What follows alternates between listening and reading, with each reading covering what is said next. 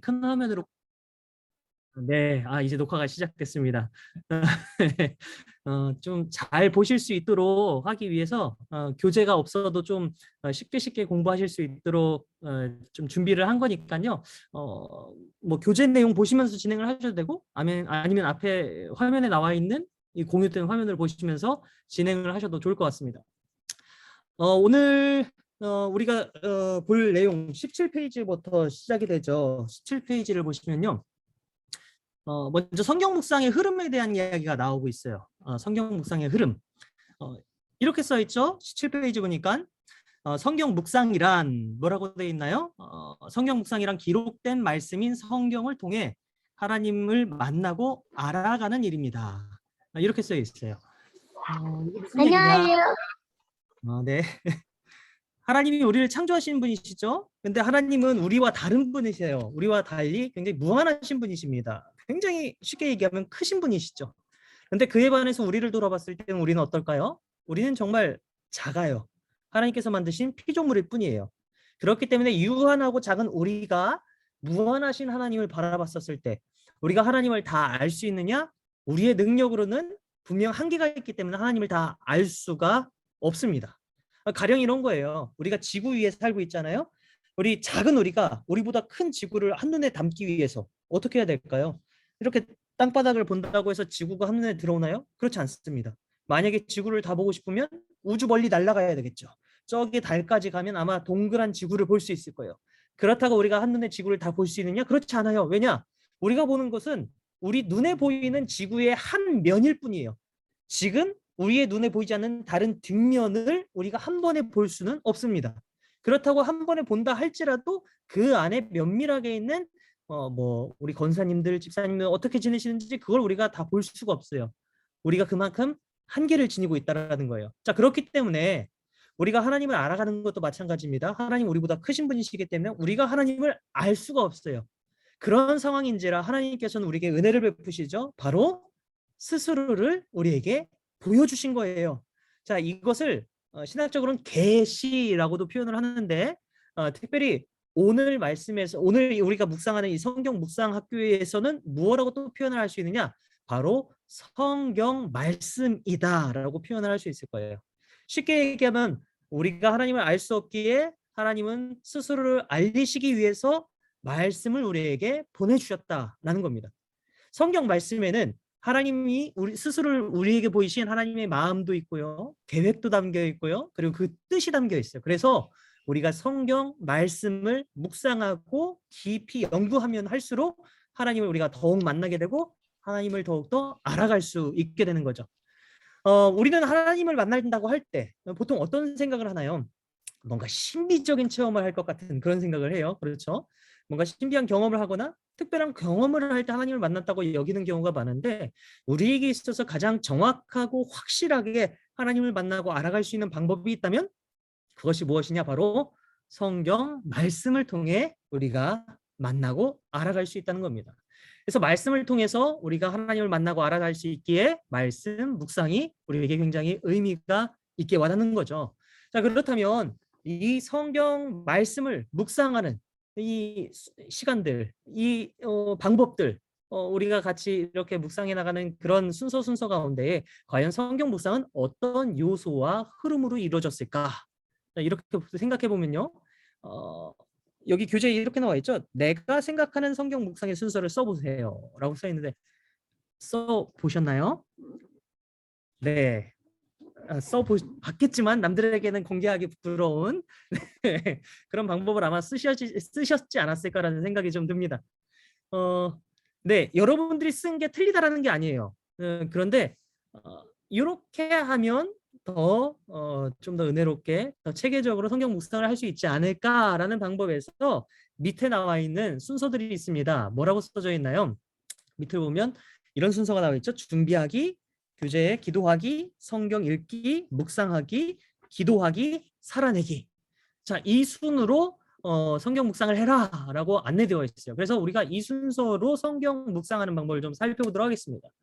사실 이 묵상의 단계들, 이 방법들이 있다라고는 하지만 성경 묵상의 단계를 구분할 수는 있어요. 하지만 이 모든 단계는 통합적이고 굉장히 유기적인 관계를 맺고 있어요. 이 단계를 하나하나 구분할 수는 있지만 실제로 이 묵상을 하다 보면요. 구분이 안 되고 굉장히 연결되어 있음을 우리가 느낄 때가 많이 있을 겁니다. 뭐 가령 이런 거죠. 준비하기. 그 뒤에는 기도를 하다 보니까 성경 묵상하는 준비가 더 잘 될 때가 있어요. 그렇죠? 성경을 읽다 보니까 성경을 읽고 있는데 묵상하며 기도되는 경우들이 있어요. 자, 그래서 이 성경 묵상의 전체적인 흐름이 굉장히 유기적인 관계를 맺고 있다라고 설명을 드릴 수 있는 거예요. 그런데 왜 목사님 이거를 단계로 나눴습니까? 라고 물어보신다면 우리가 성경 묵상을 구체적으로 알아가기 위해서는 하나하나 우리가 좀 구분해서 생각해 보는, 그렇게 나눠서 생각해 보는 그런 시간이 필요하기 때문입니다. 자, 이렇게 성경 묵상의 각 단계와 원리 그리고 방법을 우리가 구분을 해서 계속적으로 이 순서대로 우리가 성경을 묵상하는 걸 반복해 본다면 우리는 자연스럽게 성경 묵상을 익힐 수 있게 되는 것이죠. 자, 이제 성경 묵상의 방법에 대해서 한번 좀 살펴보도록 할게요.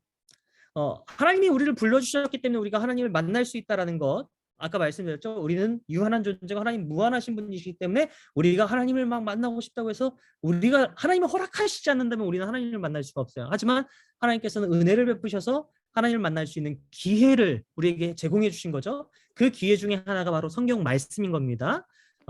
그렇기 때문에 저는 이거를 구원하고도 우리가 구원받는 거하고도 같이 연결시켜서 생각해 보면 좀 신앙에 더 도움이 되지 않을까라는 생각을 좀 해봐요. 무슨 얘기냐 이겁니다. 우리가 하나님을 알기 전에 하나님이 먼저 우리를 찾아오셨어요. 우리에게 아들 예수 그리스도를 보내주셨죠. 그 예수 그리스도를 우리가 믿기만 하면 하나님께서 먼저 오셨죠. 예수 그리스도를 보내주셨죠. 우리가 그것을 믿기만 한다면 우리가 구원함을 얻을 수 있는 거예요. 자, 우리가 이 순서가 중요합니다. 하나님이 먼저 우리에게 찾아오셨다. 그리고 우리가 그것을 믿고 나아갈 때 구원을 받는 거지. 우리 스스로를 구원할 수 있는 능력이 있냐? 없습니다. 우리 스스로는 스스로를 구원할 수가 없어요. 오직 하나님의 은혜가 우리로 하여금 하나님을 만날 수 있게 해주고 또 구원을 이룰 수 있도록 도와주는 것이죠. 자, 그렇게 하나님이 우리를 모두 불러주셨어요. 그렇기 때문에 우리 모두는 하나님을 만날 수 있는 거죠. 자, 하나님의 부르심이 은혜라고 표현할 수 있다면 그 초대에 응하는 것이 바로 우리의 책임인데요. 구원의 단계에서 이 책임을 뭐라고 표현할 수 있느냐? 바로 아까 말씀드렸듯이 믿음이라고 표현할 수 있는 거예요.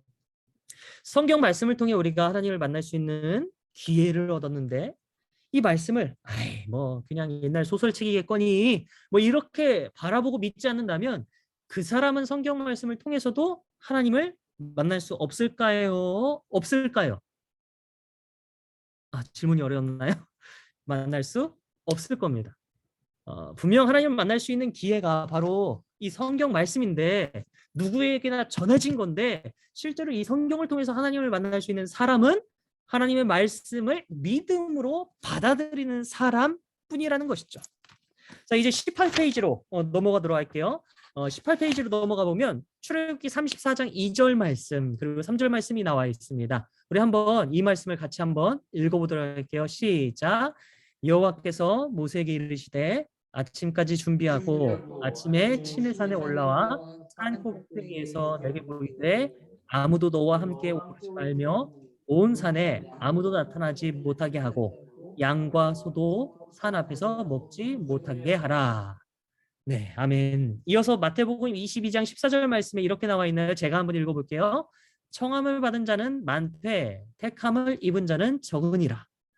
자, 우리가 이 말씀을 읽어봤는데 이 말씀 모두가 다 무엇을 의미하느냐? 바로 하나님을 만나는 데 있어서 준비됨이 필요하다라는 것을 알려주는 말씀인 거예요. 자, 이제 묵상하는 방법으로서 첫 번째 그 중요한 준비하기에 대해서 살펴보도록 하겠습니다. 성경 묵상은 우리의 전인격이 이 통합적으로 활동하는 시간이에요. 그래서 그냥 이루어지는 게 아니라 바로 이 묵상을 하기 위해서는 반드시 준비가 필요해요. 성경 묵상 시간은 우리 마음과 영이 그리고 우리 신체적으로는 눈이 그리고 이해하는 이 머리도 필요하고요. 그리고 또 그것에 반응할 수 있는 우리 감성 또한 필요합니다. 전인격적인 이런 활동이 묵상할 때 반드시 필요하다는 거죠. 자, 그렇기 때문에 준비가 잘 되어야 좋은 묵상이 가능할까요? 가능할까요? 가능하겠죠. 네. 만약 성경 묵상이 잘 이루어지지 않는다. 그렇다면 먼저 점검해야 될 것은 내가 준비가 잘 되지 않았나? 이것을 한번 스스로 점검해 봐야 할 거예요. 자, 그래서 교재에서는 성경 묵상을 위해서 세 가지 준비가 필요하다라고 말하고 있습니다. 첫 번째, 뭐가 필요하다고 얘기하나요? 바로 마음이 필요하다. 자, 어떤 마음일까요? 말씀을 통해 내가 하나님을 만나고 싶습니다라는 이 마음. 하나님의 말씀을 듣기를 원하는 그런 겸손한 마음이 먼저 준비가 되어야 된다는 거예요. 자, 여기 오늘 줌으로 들어오신 분들은 아마 다 이런 마음을 가지고 참여를 하셨을 거예요. 마치 이 어린 사무엘이 말씀하옵소서 주의 종이 듣겠나이다. 이렇게 말했던 고백했던 것과 같이 그런 마음으로 다들 참여하신 거죠. 네, 예, 억지로 오신 분 없으시죠? 어, 만약에 이런 마음이 없다면 말씀이 내 마음밭에 떨어져도 이 떨어진 씨앗이 심겨지지는 않을 거예요. 우리가 잘 아는 말씀이죠.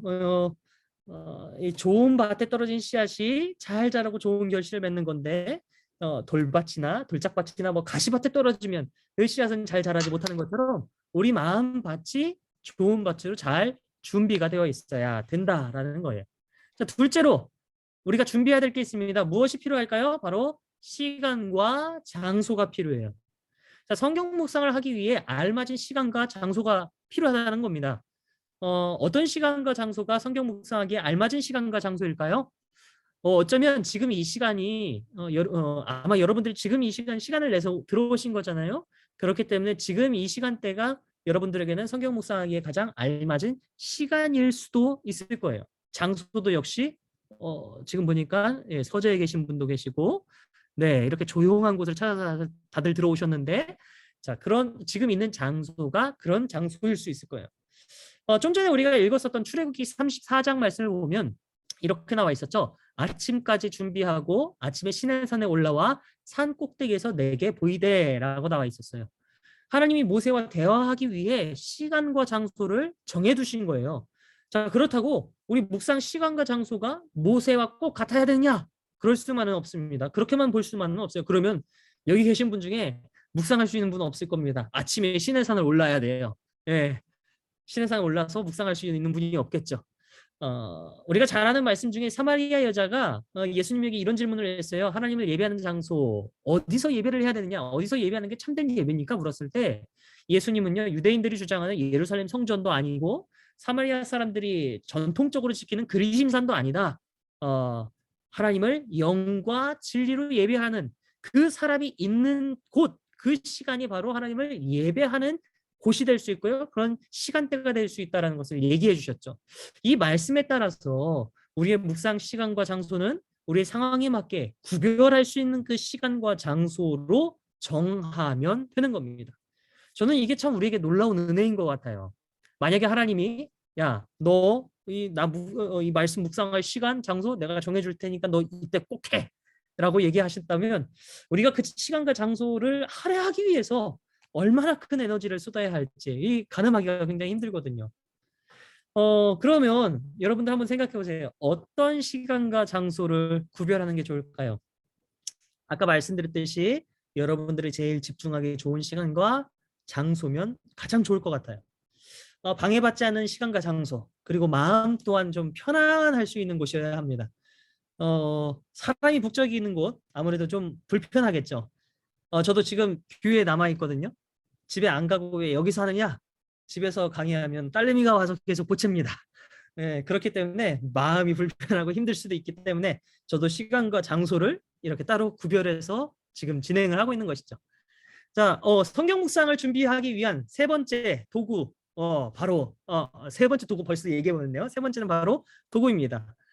먼저 묵상할 성경 말씀이 먼저는 있어야 되겠고요. 우리가 교재를 보면 뭐라고 나와 있냐면 묵상 교재해서 매일 성경이라고 가로 이렇게 열어서 써져 있어요. 이 교재가 사실 성서 유니온에서 나온 교재인데 이 성서 유니온에서 지금 판매하고 있는 구독용으로 지금 출간하고 있는 게 바로 이 매일 성경입니다. 그래서 이렇게 좀 적혀 있는 거긴 한데요. 쉽게 얘기하면 그냥 성경 말씀이 무엇보다도 필요하다라고 생각을 하시면 될 것 같아요. 우리 교회도 사실 이 매일 성경을 구독하시는 분들이 꽤 많이 계셔요. 새벽 예배가 사실 이 매일 성경을 통해서 저희가 진행이 되고 있기 때문에, 그래서 만약에 이 매일 성경을 1년 구독하신 분들이 계신다면 성경 말씀 묵상을 하실 때 이 매일 성경을 통해서 묵상을 하시는 것도 굉장히 좋은 방법이 될 것 같습니다. 그렇다고 없는 분들이 뭐 그렇다고 성경 묵상을 못하느냐, 그렇진 않아요. 없는 분들도 하실 수 있습니다. 성경책 있으시죠? 성경책 가지고 묵상을 하실 수 있어요. 그냥 성경을 가지고 묵상을 하는 것도 좋겠지만, 우리가 봤었던 이 교재에는 그 뒷부분에 도구로 이렇게 써 있어요. 다양한 번역본, 이렇게 써 있습니다. 다양한 번역본, 이런 거죠. 다양한 번역본 중에는 우리가 보는 성경책은 개역개정 성경이지만 새번역 성경이라든지 현대인의 성경이라든지 쉬운 성경이라든지 이런 걸 같이 펴놓고 보면 이해가 잘 되지 않았었던 말씀들도 쉽게 이해되는 경우들이 굉장히 많이 있어요. 또 개역개정 성경책에는 아직 이 번역에 있어서 조금은 매끄럽지 않은 원문 원어의 의미를 잘 전달하지 못하는 부분들도 간혹 있을 수 있습니다. 그렇기 때문에 여러 가지 번역본을 보면서 비교하면서 성경 말씀을 묵상한다면 아마도 여러분들이 이해하시는데 좀 더 많은 도움이 될 수 있을 것 같아요. 근데 목사님, 저는 번역본 성경이 집에 없어요. 그러신 분들은 핸드폰에 어플을 까셔도 되고요. 아니면 인터넷 사이트에 들어가셔서 검색을 하시면 너무나도 쉽게 다른 번역본 성경들을 보실 수 있을 것 같아요. 저는 개인적으로 새번역 성경을 좀 추천해 드립니다. 아무래도 번역이 좀 잘 됐다는 평이 좀 많이 있고요. 그리고 또 우리가 보는 이 개역개정 성경보다는 이해가 쉽다라는 그런 장점을 가지고 있기 때문에 새번역 성경을 보시는 것도 도움이 될 것 같아요. 자, 그리고 또 어떤 도구가 필요하냐? 뒤를 보니까 필기구라고 써 있습니다. 우리가 묵상학교 4주 시간이 지난 뒤 묵상을 계속 여러분들이 아마 직접적으로 할 때 이런 게 있으면 도움이 될 것 같아요. 묵상 노트. 창세기면 창세기, 출애굽기면 출애굽기, 이 노트를 준비해서 묵상을 하면서 실제적으로 거기다가 내용을 적어보세요. 그러다가 나중에 한번 찾아보고 싶을 때 한 노트에다가 다 써버리면 이게 구분해야 되고 뭐 이래서 이게 계속 넘겨야 되고, 물론 다른 스티커나 이런 것들을 좀 붙여넣어서 구별을 해놓으면 좀 좋긴 하지만 그런 부분이 좀 원활치 않을 수도 있어요. 그래서 개별적으로 따로 준비를 하면 좋을 것 같고요. 그리고 또 기왕 묵상 노트를 만약에 작성하기로 마음 먹으셨다 하면 이제 개별적으로 더 묵상 노트를 만들었을 때 내가 창세기 한 권 끝났어, 내가 출애굽기 한 권 끝냈어, 이렇게 좀 뭔가 성취감이 더 있기 때문에 그렇게 한 번에 적기보다는 조금 나눠서 적어보는 게 좀 동기부여도 더 되지 않을까라는 생각이 저는 개인적으로 좀 들긴 하더라고요. 이어서 내용 좀 살펴보도록 할게요. 묵상 규제의 필요성. 자, 매일 일정한 분량을 꾸준히 읽을 수 있습니다. 자, 그리고 성경 전체를 체계적으로 읽을 수 있다고 나와 있어요. 매일 성경 같은 경우는 6년 동안 빠짐없이 묵상이 가능하다고 나와 있습니다. 그래서 6년을 쭉 보면 성경 한 권을 계속 묵상할 수 있게 도움을 준다는 그런 안내 내용이 나와 있는 거고요. 그리고 또 뭐 하나의 또 장점이 있다고 한다면 여러분들이 신앙생활하는 신앙의 공동체 안에서 함께 묵상할 수 있는, 같이 동일한 본문으로 묵상할 수 있는 그런 장점이 있겠죠. 그래서 우리 교회 어떤 소그룹 같은 경우는 이 매일 성경으로 묵상하고 묵상한 내용을 매일 나누는 곳이 있다고 해요. 뭐 밴드에 올린다든지 카톡방에 올린다든지 뭐 그런 장점이 있다고 안내된 내용이 교재에 나와 있는 건데, 여러분들 보고 꼭 사시라고 제가 말씀드리는 게 아닙니다. 이거 여러분들이 사신다고 제가 저한테 커미션 떨어지는 건 없고요. 예, 그냥 규제에 그렇게 나와 있으니까 안내를 일단 드리는 거입니다. 예. 자, 주일이라는 정해진 시간, 그리고 교회라고 정해진 공간. 자, 이 두 가지가 우리의 신앙을 유지하는데 굉장히 도움을 많이 주는 것처럼 성경 묵상을 위해서도 정해진 시간, 공간이 반드시 필요해요. 나는 언제 어디서 성경 묵상을 할 것인지 써보셨나요? 여기 어디서 얼마나 이렇게 써보라고 돼 있는데 아마 써보셨을 거예요. 저 같은 경우는 출근하기 전 혹은 새벽 예배 후에 주로 성경 묵상을 하곤 하고요. 요즘에는 여러분들도 아마 하시는 분들 계시겠지만 성경 7독 도전하고 계시죠. 저희 교역자들도 지금 7독 도전하고 있습니다. 그래서 매일 이제 출근하고 나서 아침 기도회를 할 때 이 아침 기도회 하면서 말씀을 계속 읽어요. 말씀을 쭉 보고 그 정해진 기도의 시간 끝날 때까지 다 못 읽었다 그러면 또 이제 그 후에 시간을 이렇게 따로 정해서 말씀을 이렇게 계속 쭉 읽고 있습니다. 여러분들도 정해진 시간과 장소 그리고 소요되는 그 시간들 그것을 한번 좀 정해 보시길 권해요. 주로 아침에 하시게 되면 아무래도 하루를 살면서 묵상했었던 그 말씀으로 살 수 있어서 굉장히 도움이 많이 될 것 같아요. 그런데 하시는 그 일의 직종이나 그런 일정에 따라서 이게 어려움이 있을 수 있으니까 본인에게 가장 적절한 그런 시간과 장소를 찾으시는 게 무엇보다도 중요합니다. 일단은 매일 하는 것이 중요합니다. 매일 꾸준히 해야 되겠다라는 그런 마음을 먹어 보시는 것이 가장 먼저 필요하지 않을까 생각을 들어요. 자, 그렇게 마음을 먹으셨다면 짧은 시간 동안 한번 묵상을 하셨다가 조금씩 시간을 늘려가면서 성경 묵상을 하시면 좋지 않을까라는 생각이 좀 듭니다. 자, 두 번째 이제 성경 말씀 묵상하는 두 번째 단계 무엇하기입니까? 기도하기 단계로 우리가 들어올 수 있을 거예요. 기도하기. 모든 성경은 하나님의 감동으로 되어 있어요. 기록되어 있기 때문에 읽을 때도 하나님의 감동이 필요합니다. 그래서 여기에는 성령의 조명이 필요하다라고 써져 있어요. 교재에는.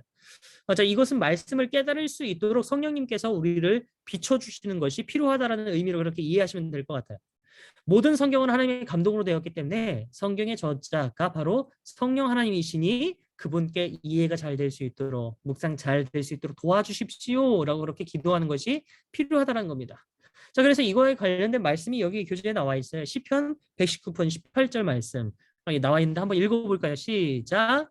내 눈을 열어서 주의 율법에서 놀라운 것을 보게 하소서. 아멘. 짧은 구절이죠. 이 한 구절을 외우셔서 말씀 묵상하기 전에 시작 기도로 한번 좀 사용해 보시는 것도 좋을 것 같아요. 이어서 사무엘상 3장 10절 말씀도 나와 있죠. 여호와께서 임하여 서서 전과 같이 사무엘아 사무엘아 부르시는지라 사무엘이 이르되 말씀하옵소서 주의 종이 듣겠나이다. 아멘. 네, 이 말씀도 묵상하기 전에 읽으면 기도가 될 수 있는 그런 말씀이겠네요. 자, 이제 이어서 열왕기상 3장 9절 말씀 한번 읽어볼게요. 누가 주의 이 많은 백성을 재판할 수 있사오리이까 듣는 마음을 종에게 주사 주의 백성을 재판하여 선악을 분별하게 하옵소서. 아멘. 네, 솔로몬이 하나님께 간구했었던 그런 기도의 내용이 있죠. 듣는 마음, 바로 깨달을 수 있는 마음 주시기를 기도해야 한다라는 그런 내용인 것입니다. 자, 아래 이어서 보니까 묵상을 시작할 때 활용할 나만의 성경 묵상 기도문을 만들어 보세요라고 나와 있어요. 자, 만들어 보셨나요? 양세한 청년 계신 것 같은데. 네, 깜짝 놀랐나요? 기도문 만들어 보셨어요? 아직 안 만들어놨어요. 그러셔요. 그러면 여기 있는 이 말씀으로 만들어 보셔도 좋을 것 같습니다. 제가 만드신 분을 찍었어야 되는데 제가 좀 그랬네요. 선택에 조금 죄송합니다. 미스가 있었습니다. 저희 그 교회에서는 새벽 예배 때 말씀을 보기 전에 설교자가 기도를 할 때 이 기도를 해요. 이 매일 꼭 하는 건데 우리가 보는 이 매일 은혜 생활 가이드에 있는 기도문입니다. 제가 이 강의 중에 조금 뒤늦게 오신 분이 있어서 수락을 잠깐 누르겠습니다. 네. 기도문 여기 보면요. 12페이지, 매일 은혜 생활 가이드 12페이지를 보면 여기 성령님의 조명을 위한 기도해서 성경 읽기 전에 하는 기도문이 있어요.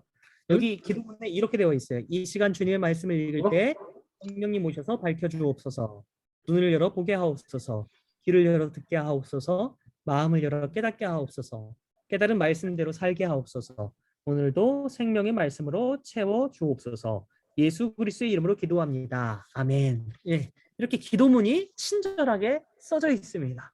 그렇기 때문에 이 기도문을 활용하시는 것도 여러분들에게 도움이 되지 않을까라는 좀 생각을 해보고요. 그리고 아까 읽었었던 그 말씀들을 활용해서 이렇게 기도문을 만들어 보실 수도 있을 것 같아요. 자, 이제 다음으로 넘어갈까요? 세 번째 단계 성경 읽기로 넘어가도록 할게요. 성경 읽기. 성경 읽기는 성경 묵상에서 가장 중요한 부분이에요. 성경 읽기 없는 묵상이 없기 때문입니다. 자, 그렇다면 이거 성경 읽기 어떻게 읽어야 할까? 자, 첫 번째로 하나님의 말씀을 듣는다는 자세로 성경을 읽어야 합니다. 우리는 단지 묵상책을 읽는 것이 아니라 성경을 읽고 묵상함으로 하나님을 만나는 것이기 때문에 하나님의 말씀을 듣는다는 자세로 읽어야 한다는 것이죠. 자, 둘째, 천천히 꼼꼼히 반복해서 읽으며 본문의 내용을 파악해야 합니다. 자, 이렇게 읽어야 하는 이유는요, 내용을 파악하기 위해서예요. 그래서 3회 이상 읽어라 라고 규제에 나와 있는데요. 그만큼 내용을 파악할 수 있을 때까지 읽으라는 얘기예요. 어, 우리가 묵상을 처음 하거나 혹은 묵상을 이제 접하는 상황, 그래서 묵상하는 게 어려운 분들이 만약 계시다면 성경 통독을 많이 하시거나 이 신앙생활을 오래 하신 분들은 아무래도 이 성경 내용이 익숙하기 때문에 묵상하는 게 그분들에 비해서 상대적으로 쉬울 수 있어요. 하지만 어려운 분들이 계실 수 있잖아요. 자, 그럴 경우에도 한 3번만 읽어보세요. 3번만. 왜냐, 다 이해할 필요는 없습니다.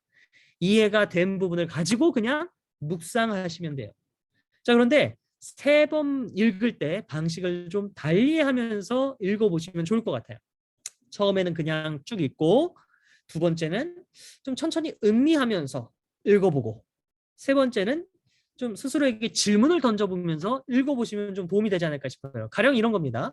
아까 읽었었던 시편 119편 18절 말씀, 우리가 기도문으로 사용하면 좋겠다라고 말씀드렸던 그 말씀이 있었죠.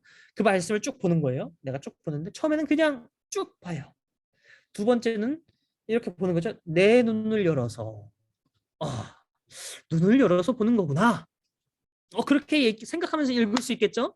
자, 그리고 마지막으로 세 번째 읽을 때 내 눈을 열어서 왜 눈을 열라고 하셨을까? 이런 질문을 한번 좀 던져볼 수도 있겠죠. 자, 그렇게 하다 보면 말씀을 볼 때 눈을 여는 것이 중요하구나라는 것을 알아갈 수 있다는 거예요. 자, 그 외에 다양한 의미들을 깨달을 수 있겠죠. 뭐 이런 방법으로 하셔도 되고요. 3회를 읽을 때 다른 번역본 성경으로 처음에는 개역 개정으로 읽고 두 번째는 뭐 세 번역으로 읽고 세 번째는 쉬운 성경으로 읽고 그런 식으로 번역본을 달리하면서 읽어보는 것도 도움이 될 거라는 생각이 좀 듭니다. 자, 목사님, 제가 세 번째까지 읽었는데 도무지 질문이 떠오르지 않아요. 그래요? 그러면 괜찮습니다. 질문이 안 떠올라도 괜찮아요. 3번 읽는다는 점, 이것만은 좀 기억하셔서 읽어보시면 될 것 같아요. 자, 이어서 묵상을 할 때 본문 내용 속에서 내용을 근거로 묵상을 해야 한다라는 것, 그리고 본문의 내용과 맥락을 살피면서 묵상을 해야 된다라고 여기 교재 내용이 나와 있습니다. 왜 그럴까요? 그렇지 않는다면 대충 읽고 내용만 가지고 생각한다면 아무래도 자기중심적이고 엉뚱한 그런 묵상이 될 수 있기 때문이에요. 그렇기 때문에 이것이 중요하다라는 겁니다. 자, 세 번째로 성경 묵상할 때 세 번째 본문 내용을 요약할 수 있을 때까지 우리가 읽어야 합니다. 다 읽은 다음에 성경을 보지 않고 내가 방금 묵상했었던 그 말씀이 이런 겁니다 라고 간단하게 요약해서 얘기할 수 있어야 돼요. 뭐 그럴 때는 지명이 생각 안 나도 좋아요. 이름이 생각 안 나도 좋아요. 왜 우리가 외국 영화 처음 봤었을 때 뭐 주인공 이름 막 이런 거 잘 귀에 안 들어오잖아요. 그런 것처럼 지명과 이름이 기억이 잘 안 나도 다른 사람들에게 대충 이런 내용이었구나라는 것을 전달할 수 있을 정도는 되어야 된다라는 거예요. 자, 그리고 네 번째 단계로 넘어갈게요. 이제 네 번째 단계는 묵상하기 단계입니다. 묵상하기. 자, 괄호를 보니까 발견하고 적용하기라고 써져 있어요. 음성 듣기라고 이해하셔도 좋습니다. 내용을 아는 것과 내용 속에서 음성을 듣는 것, 이것은 좀 같으면서도 차이가 있어요. 교재에 나온 내용을 한번 읽어볼까요? 성경 읽기를 통해 본문의 내용을 파악했다면 이제 그 속에서 하나님을 찾고 하나님의 선하시고 기뻐하시고 온전하신 뜻을 발견해야 합니다. 자, 성경 말씀을 3번 이상 읽었다면 그 내용 속에서 하나님의 뜻을 찾아내야 한다는 것이죠. 자, 이 부분으로 들어갈 때 비로소 묵상이라 할 수 있어요. 그 전까지는 성경 읽기였습니다. 이 단계로 넘어갈 때 성경 묵상이 될 수 있어요. 왜냐? 하나님의 뜻을 찾아내야 그것을 어떻게 해야 내 삶에 적용할 수 있기 때문에. 자, 그래서 교재 밑에 매일 성경은 나 중심이 아닌 하나님 중심의 묵상을 돕기 위해 다음과 같이 두 가지 질문을 제시합니다. 라고 나와 있죠. 두 질문이 뭡니까? 첫 번째, 하나님은 어떤 분입니까? 두 번째, 하나님이 나에게 주시는 교훈과 기대는 무엇입니까? 자, 이 두 질문은 말씀을 나 중심으로 묵상하지 않고 하나님 중심으로 묵상할 수 있도록 도와줍니다. 나 중심으로 묵상한다는 건요, 이런 거예요. 하나님의 말씀과 하나님의 뜻을 마치 내 뜻이냐, 내 뜻에 맞춰서 그걸 이용하는 것이죠. 만약 그렇게 한다면 내 생각이 마치 하나님의 생각인 것처럼 포장해서 다른 사람들이 원치 않는 것을 강요할 수 있어요. 재현민 권사님, 내가 기도했는데 하나님께서 이런 말씀을, 이런 메시지를 내게 주셨어요. 권사님 이렇게 해야 됩니다. 원치 않는 걸 그렇게 강요할 수도 있다는 겁니다. 성경 묵상을 잘못하는, 오용했을 때의 일이죠. 교회를 다니는 젊은 청년들에게 있어서 이게 굉장히 큰 문제로 와닿을 수 있거든요. 가령이 이런 거예요. 교회를, 신앙생활을 하고 있는 두 청년이 있었어요. 서로 호감이 있었어요. 그래서 둘이 사귀게 됐는데, 오래 사귀게 되니까 한 청년이 실제로 있었던 일이래요. 다른 청년에게 이 육체적인 관계를 요구를 하는 거예요. 그러면서 그 근거를 뭘로 듣느냐? 내가 성경 말씀 오늘 묵상하는데, 말씀 묵상하는 본문이 오늘 마침 둘이 한 몸이 될지니라 라는 그 말씀을 내가 묵상했다고. 이게 하나님의 뜻이 아니겠냐고. 굉장히 한편으로 생각하면 뭐 그럴 수 있어? 어떻게 그럴 수 있어? 라고 생각할 수도 있는 부분인데, 이 굉장히 젊은 청년들에게는 이게 정말 그런가? 또 특히나 사랑하는 관계다 보니까 혹하는 그런 가능성들이 있었다라고 그래요. 그래서 제가 아는 목사님한테 와서 상담을 받았다, 뭐 그런 얘기를 제가 전해 들은 적이 있는데요. 이처럼 하나님의 말씀을 자기 뜻대로 오용하고 자기 마음대로 해석해버리는 경우가 있기 때문에, 자, 이런 경우 말씀 묵상을 제대로 했다라고 얘기할 수 있느냐? 그렇지 않다라고 얘기할 수 있을 겁니다. 자, 그렇다면 어떻게 해야 하나님 중심의 말씀 묵상을 할 수 있는 것일까요? 자, 그러기 위해서는 방금 말씀드렸던 교재에 나온 두 가지 질문, 바로 첫 번째, 하나님은 어떤 분이신가? 또 그분은 나에게 어떤 교훈과 기대를 가지고 계신가? 자, 그것을 성경 묵상하면서 계속 질문을 던져봐야 됩니다. 성경을 3번 읽었어요. 내용을 파악했어요. 자, 성경 말씀을 이제는 이 두 질문으로 다시 한번 점검해 보는 거예요. 그러면서 말씀을 보면서 여기서 하나님의 뜻이 이거겠구나라는 것을 우리가 발견할 수 있는 것이죠. 그게 드러나게 되는 것이죠. 자, 교재 21페이지로 한번 좀 넘어가도록 할게요. 교재 21페이지. 21페이지로 넘어가면요, 두 가지 질문에 대한 이야기가 더 자세하게 나옵니다.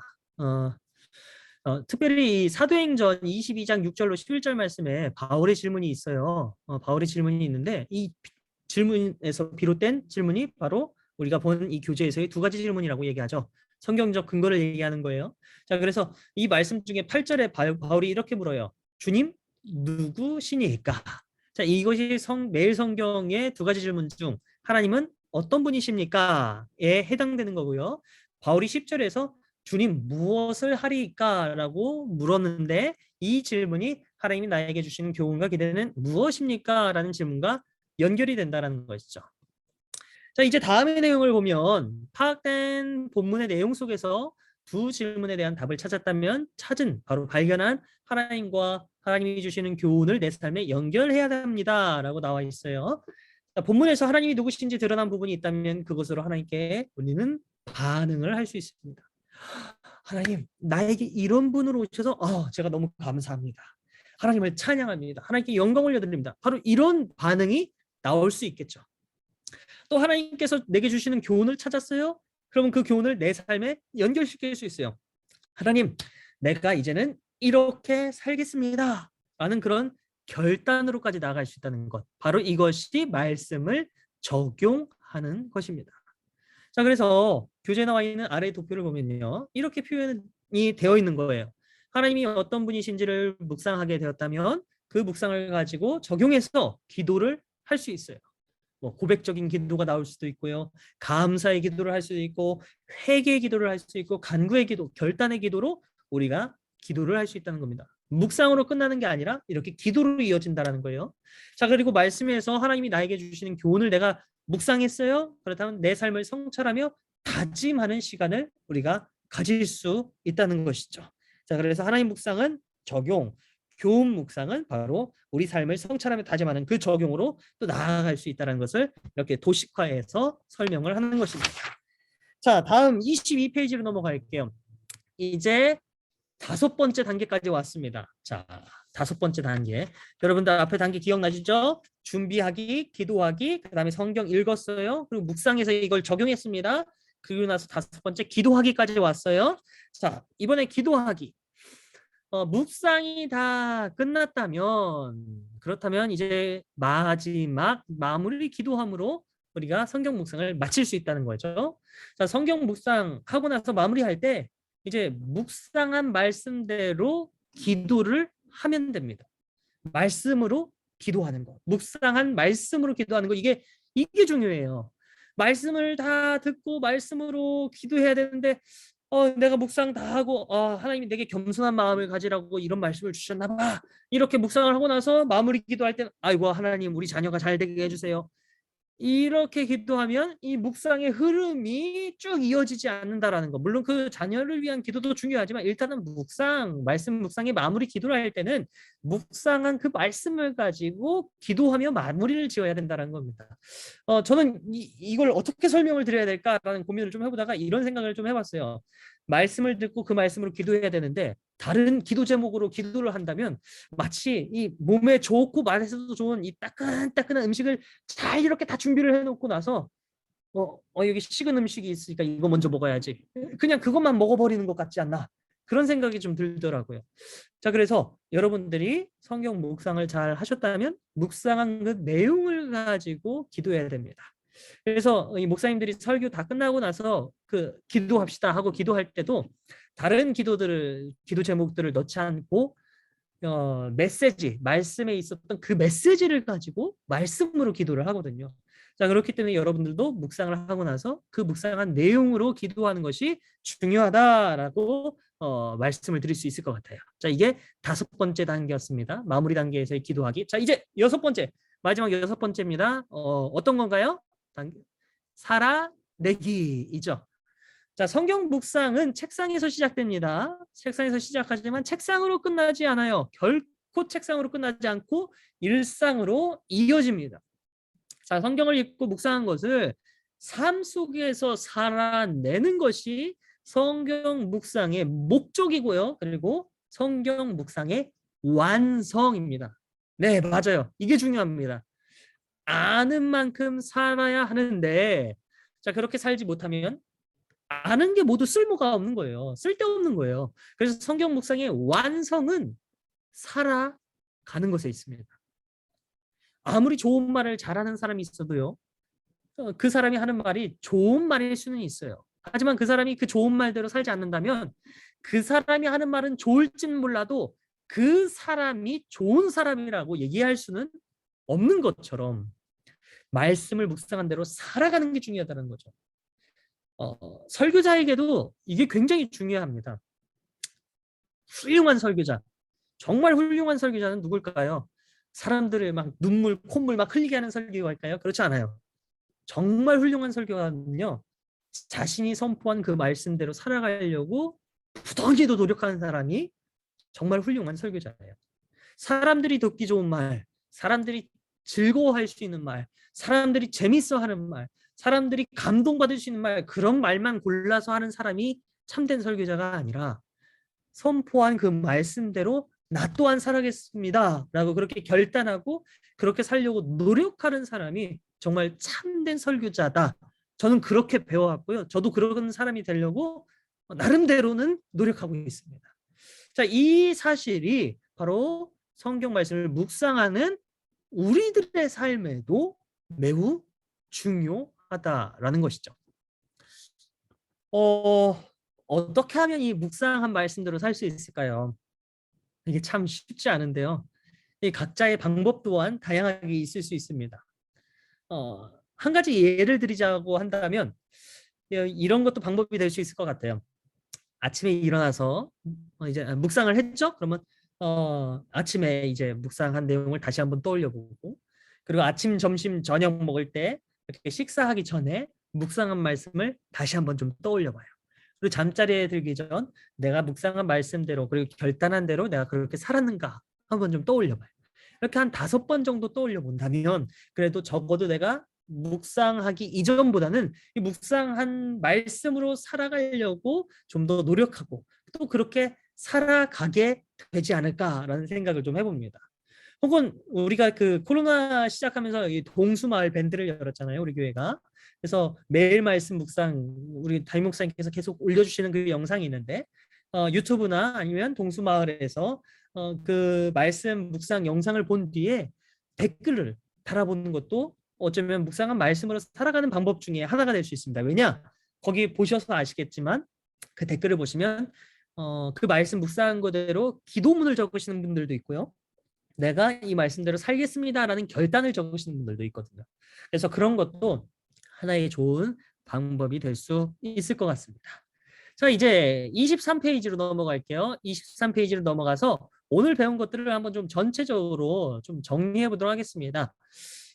성경 묵상의 순서와 단계에 대해서 우리가 좀 살펴봤었어요. 자, 그래서 첫 번째, 자, 교재를 보시면 아마 이 비어져 있는 공란이 있을 겁니다. 예습하신 분들은 아마 써보셨을 거예요. 자, 그래서 첫 번째, 성경 묵상을 하기 위한 뭐와 뭐를 정해야 합니까?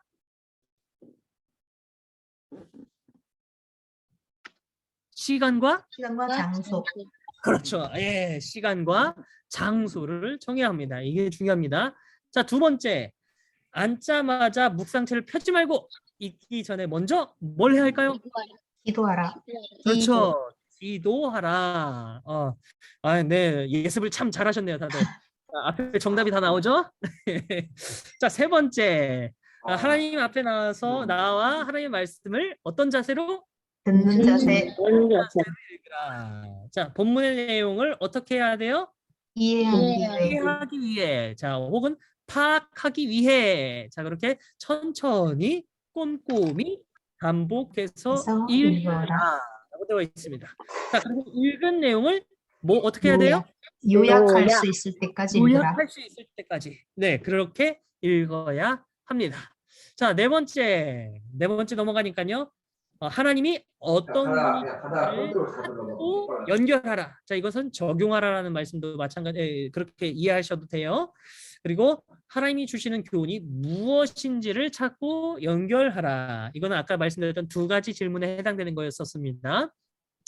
자, 그리고 5번 다섯 번째로 넘어가면요. 다섯 번째, 자, 읽고 묵상한 말씀을 따라 순종할 수 있도록 뭘 해야 돼요? 다시요. 그렇죠. 네, 기도하라라고 우리가 써볼 수 있을 겁니다. 자, 그리고 마지막 여섯 번째. 자, 오늘 발견한 하나님을 어떻게 해야 돼요? 의식 혹은 기억하며 살기. 네.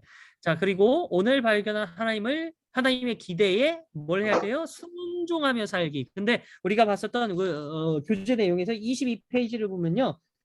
교훈, 부응하며 살기라고 또 되어 있는데요. 사실 부응하면서도 이것도 맞는데 조금 순종하며 사는 게 조금 단어적인 의미로 더 좋지 않을까라고 해서 순종하며 살기도 좋지 않을까 이렇게 소개를 해 봅니다. 자, 이것이 바로 성경 묵상의 순서예요. 자, 이제 24페이지 그리고 25페이지로 넘어갈까요? 여러분들이 실습한 내용들이 다 적혀 있어요. 여기 적혀 있겠죠? 그렇죠? 저만 이거 한 거 아니죠? 여러분들 실습해 보셨죠? 네, 한번 보여주실까요? 네, 하신 걸로, 네, 알겠습니다. 네. 정수영 권사님 드신 거는 봤는데, 예, 다른 분들은 제가 잘 안 보이지만, 예, 밑에서 이렇게 살짝 드신 걸로 제가 그렇게 믿음의 눈으로 그렇게 바라보겠습니다. 네. 실습한 거를 사실 이 시간에 실습하는 게 아니라 실습한 걸 나누는 시간이에요. 그래서 다 해보셨을 거예요, 아마. 아마 이렇게 자신 있게 못 드신 분들은 저 목사님이 나한테 시키시는 거 아닌가 아마 그런 걱정 때문에 못 드신 분들도 계시겠지만 소개하시기 어려우시다면 그럼 제가 한 거를 소개하도록 하겠습니다. 어떻게 할까요? 나 소개하고 싶습니다. 계신가요? 그냥 웃으시지요? 네. 다음 주에도 실습하는 게 있어요. 근데 다음 주에는 이번 주처럼 하나만 있지 않고 두 가지가 있습니다. 그렇기 때문에 여러분들이 꼭 실습을 좀 해보셨으면 좋겠어요. 다음 주에는 실습 안 하면 이 순서 진행하기가 좀 어려움이 굉장히 많을 것 같아요. 그래서 34페이지 보면 여호수아서 말씀, 그리고 36페이지 보면 마가복음 말씀이 묵상할 수 있도록 이렇게 실습하는 부분이 있는데 이걸 미리미리 좀 한번 꼭 해보셔야 됩니다. 자, 오늘 본문 우리가 실습해봤을 그 본문은 창세기 11장 31절로 12장 9절까지의 말씀이었어요. 자, 이 말씀 묵상하면서 저는 준비기도 부분에서 좀 이렇게 적어봤습니다. 아까 우리가 공부했을 때 시편 119편 18절 말씀 참 말씀을 묵상하기 전 준비기도로 굉장히 좋지 않겠냐 말씀드렸었잖아요. 그것처럼 저도 그 말씀으로 좀 기도문을 만들었어요. 짧게 그 말씀을 적었습니다. 내 눈을 열어서 주의 율법에서 놀라운 것을 보게 하소서. 예수님의 이름으로 기도합니다. 아멘. 네, 이렇게 써보실 수 있을 거예요. 그렇게 써보셨죠? 자, 그렇게 기도문을 가지고 기도를 했다면 다음으로 넘어갑니다. 이제 내용 파악과 요약에서는 어떻게 적어보셨나요? 저는 이렇게 적어봤어요. 하나님께서 아브라함에게 먼저 찾아오시고 그에게 복을 주시겠다고 약속해 주셨습니다. 저는 이렇게 간단하게 좀 요약을 해봤어요. 자, 그리고 다음으로 여러분들도 그렇게 적으셨죠? 네, 고개 끄덕이시는 분들 계시는 거 보니까 잘 적으셨을 것 같습니다. 자, 그 다음으로 하나님은 어떤 분입니까? 해서 발견 땡땡 돼 있는 부분에 저는 하나님이 이런 분이다라고 썼어요. 어떻게 썼냐면 먼저 찾아오시는 분. 그렇죠? 아브라함이 하나님을 알기 전 하나님이 먼저 아브라함을 찾아오셨잖아요. 그래서 먼저 손 내미시는 분. 바로 우리 하나님이 그런 분이시다라고 저는 썼고요. 이것을 적용할 때는 이 부분에다가는 뭐라고 썼냐면 먼저 손 내밀어 주신 하나님께 감사하자라고 저는 그렇게 좀 적용을 해봤습니다.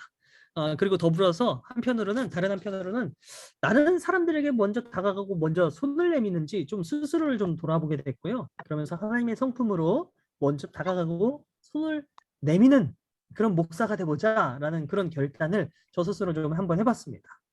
자, 다음으로 하나님이 바로 우리에게 주시는 교훈은 무엇입니까? 자, 이 부분에서 먼저 발견 땡땡 뭐라고 적으셨나요?